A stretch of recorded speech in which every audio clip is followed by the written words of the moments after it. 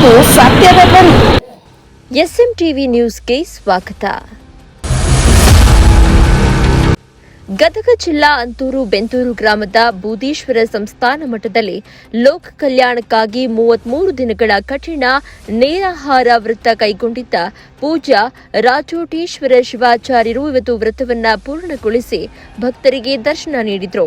ಭಕ್ತರಿಗೆ ದರ್ಶನ ನೀಡಿದ ಬಳಿಕ ಆಸ್ಪತ್ರೆಗೆ ದಾಖಲಾಗಿದ್ದ ಶ್ರೀಗಳ ಆರೋಗ್ಯ ವಿಚಾರಿಸಿ ವೈದ್ಯರೊಂದಿಗೆ ಸಮಾಲೋಚನೆ ನಡೆಸಿ ಸ್ವಾಮೀಜಿಯವರ ಆರೋಗ್ಯದ ಬಗ್ಗೆ ಮಾಹಿತಿ ಪಡೆಯಲಾಯಿತು.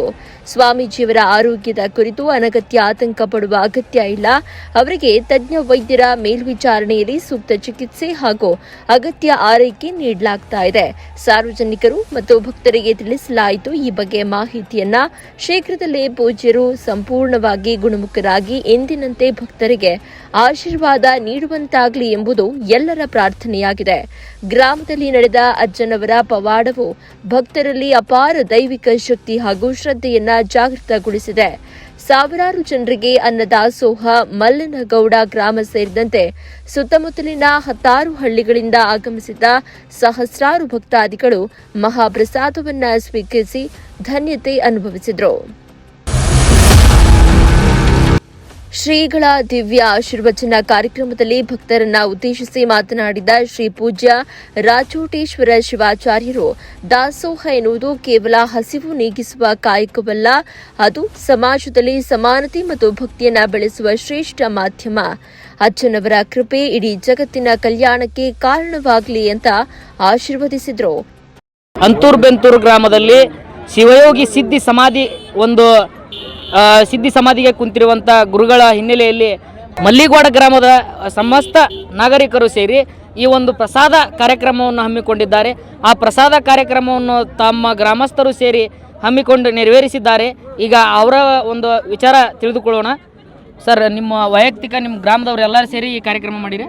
ನಮ್ಮ ಗ್ರಾಮದವರು ಎಲ್ಲ ಸಮಾಜದವರು ಎಲ್ಲ ಗುರು ಹಿರಿಯರು ಕೂಡಿ ಈ ಒಂದು ಬೂದೀಶ್ವರ ಸ್ವಾಮಿಗಳವರು 775 ವರ್ಷ ಏನು ಬದುಕಿರಲ್ಲ ಅದನ್ನು ಸಾಬೀತುಪಡಿಸೋಕ್ಕಾಗಿ ಈ ಒಂದು ಡಾಕ್ಟರ್ ರಾಚೋಟೇಶ್ವರ ಮಹಾಸ್ವಾಮಿಗಳವರು 775 ವರ್ಷ ಅಂದ್ರೆ 33 ದಿನಗಳ ಕಾಲ ಗಾಳಿ ನೀರು ಇಲ್ಲದೆ ಒಂದು ಲೋಕ ಕಲ್ಯಾಣಕ್ಕಾಗಿ ಏನೋ ಒಂದು ಕಾರ್ಯಕ್ರಮವನ್ನು ಕೈಗೊಂಡ್ರೆ ಆ ಒಂದು ಅವರ ಒಂದು ಸಾಧನೆಯನ್ನು ನೋಡಿ ನಮ್ಮ ಗ್ರಾಮದ ವತಿಯಿಂದ ಆ ಗುರುಗಳ ಕೃಪೆಗೆ ಸ್ವಲ್ಪ ಪಾತ್ರರಾಗಬೇಕೆಂದು ಎಲ್ಲ ಸಮಾಜದ ಗುರು ಹಿರಿಯರು ಕೂಡಿ ಒಂದು ಅಚ್ಚುಕಟ್ಟಾಗಿ ಇಲ್ಲಿ ಬಂದಂಥ ಜನರಿಗೆ ಒಂದು ಪ್ರಸಾದ ಸೇವೆಯನ್ನು ಮಾಡ್ಕೊಂಡ್ಬೇಕೆಂದು ಎಲ್ಲ ಗ್ರಾಮಸ್ಥರ ವತಿಯಿಂದ ಒಂದು ಪ್ರಸಾದ ಸೇವೆಯನ್ನು ಇವತ್ತು ನೆರವೇರಿಸಿಕೊಟ್ಟಿದ್ದೀವಿ.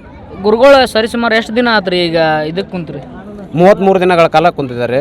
ನಾವು ಇದಕ್ಕಿಂತ ಮೊದಲು ಕೆಲವೊಂದು ಸಣ್ಣ ಪುಟ್ಟ ಒಂದು ಅನ್ನ ಪ್ರಸಾದಗಳನ್ನು ಮಾಡಿದ್ದೀವಿ.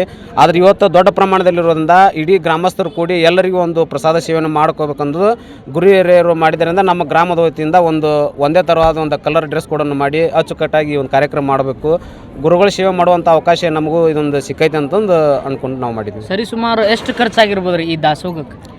ಸುಮಾರು 1.5 ಲಕ್ಷದ ಮೇಲೆ ಖರ್ಚಾಗಿದೆ. ಅವರು ಮಠದ ಸೇವೆಯಿಂದ ಬಿಡಿರೋ ನಮ್ಮ ಸ್ವಂತ ಗ್ರಾಮದ ವತಿಯಿಂದ ನಾವೆಲ್ಲ ನಾಗರಿಕರು ಕೂಡಿ ಈ ಒಂದು ಪ್ರಸಾದ ಸೇವೆಯನ್ನು ಮಾಡಿದ್ದೀವಿ. ಈಗ ಗುರುಗಳ ಬಗ್ಗೆ ತಾವು ಏನು ಹೇಳಕ್ಕೆ ಇಷ್ಟಪಡ್ತೀರಿ? ಗುರುಗಳ ಏನು ಅಂದ್ರೆ ಹಿಂದೆ ಒಂದು ಬೂದೀಶ್ವರ 775 ವರ್ಷ ಬದುಕಿದ್ದಾರೆ.